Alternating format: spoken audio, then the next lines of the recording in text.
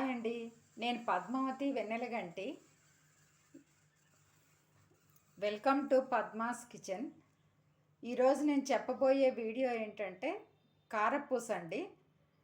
దానికి కావాల్సిన పదార్థాలు శనగపిండి 1 గ్లాస్ అండి, అలాగే 3 గ్లాసుల బియ్యపిండి, తర్వాత నూనె కొంచెం కాచి పొయ్యాలండి దానికి, అందుకని కొంచెం తగినంత వాము, కొంచెం గ్రైండ్ చేసి పెట్టుకున్న వాము, అలాగే ఉప్పు ఒక 2 స్పూన్స్, కారము 3 స్పూన్స్.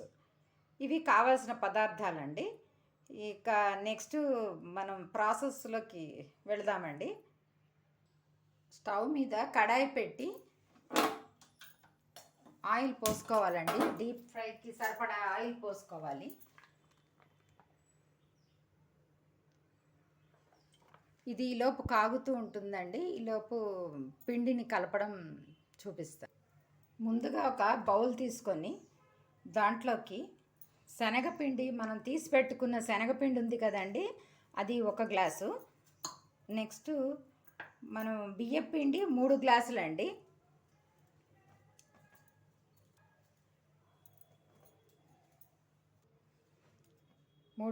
అండి. అలాగే మనం ఇక్కడ గ్రైండ్ చేసి పెట్టుకున్న వాము, అలాగే 2 స్పూన్స్ సాల్ట్, 3 స్పూన్స్ కారము,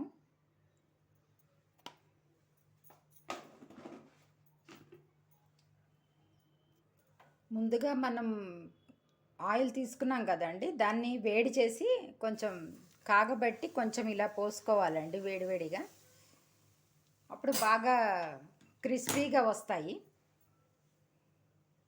ఇప్పుడు నెమ్మదిగా అంతా కలుపుకోవాలండి, బాగా క్రిస్పీగా వచ్చేలాగా మంచిగా ఇలా మొత్తం కలిపితే క్రిస్పీగా వస్తుంది. దీంట్లోకి బటర్ కూడా వేస్తారండి. నేనైతే ఆయిల్ కాచి పోసాను. కొంచెం కొంచెంగా వాటర్ పోసుకుంటూ కలుపుకోవాలండి ఈ విధంగా. ఇప్పుడు జంతికి కొట్టడానికి కాస్త ఆయిల్ రాసి పెట్టుకోవాలండి. పెట్టుకొని చేతికి కూడా కొంచెం ఆయిల్ అప్లై చేసుకొని కొంచెం ఇట్లా ఉండలుగా తీసుకొని దీంట్లోకి నింపుకోవాలి. దీనికి మనం ఏదైతే బిళ్ళ కావాలనుకుంటామో ఆ విధంగా బిళ్ళ వేసుకొని చేసుకోవాలి.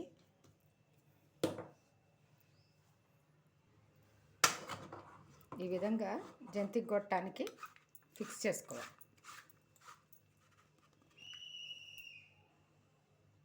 ఇప్పుడు నూనె కాగిందండి. ఇప్పుడు నెమ్మదిగా ఇది ఇట్లా చుట్టలు చుట్టలుగా మనం వేసుకోవాలి.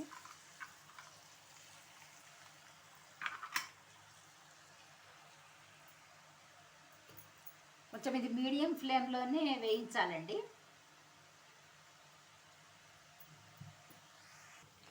ఇలా వేగిన తర్వాత మళ్ళీ ఇంకొక వైపుకి, రెండో వైపుకి తిప్పుకోవాలండి. ఇది వేగిపోయింది. ఇది వేగిపోయిందని ఎలా తెలుస్తుందంటే మనకి నొరగ అనేది పోతుంది, అప్పుడు అది వేగినట్టుగా తెలుస్తుంది మనకి. ఇలా వేరే గిన్నెలో తీసుకొని పెట్టుకోవాలి.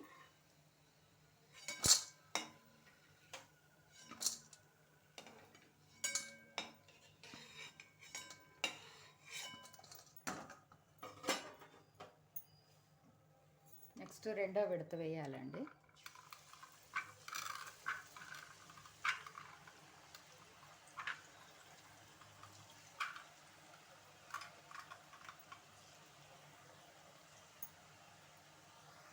ఇప్పుడు రెండో వైపుకి తిప్పుకోవాలండి.